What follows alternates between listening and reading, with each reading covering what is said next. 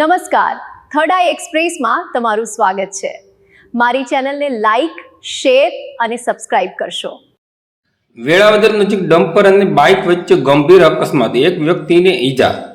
આજ રોજ તારીખ 13 માર્ચ 2024ના શુક્રવારના વહેલી સવારે 5 વાગ્યા તળાજાથી ભાવનગર તથા સોમનાથ નેશનલ હાઈવે પર વેળાવદર ગામ નજીક ટોરસ ડમ્પર અને બાઇક વચ્ચે અથડામણ થઈ હતી। આ અકસ્માતમાં વેળાવદર ગામના રાજુભાઈ નામના વ્યક્તિને ઈજા પહોંચી હતી। અકસ્માત બાદ સ્થાનિક લોકો ઘટના સ્થળે દોડી આવ્યા હતા અને ઈજાગ્રસ્તને તાત્કાલિક સારવાર માટે હોસ્પિટલમાં ખસેડવામાં આવ્યા હતા। બનાવને કારણે થોડો સમય માટે હાઈવે પર લોકોની ભીડ પણ એકત્રિત થઈ હતી। અકસ્માતની વધુ તપાસ સ્થાનિક પોલીસ દ્વારા હાથ ધરવામાં આવી રહી છે।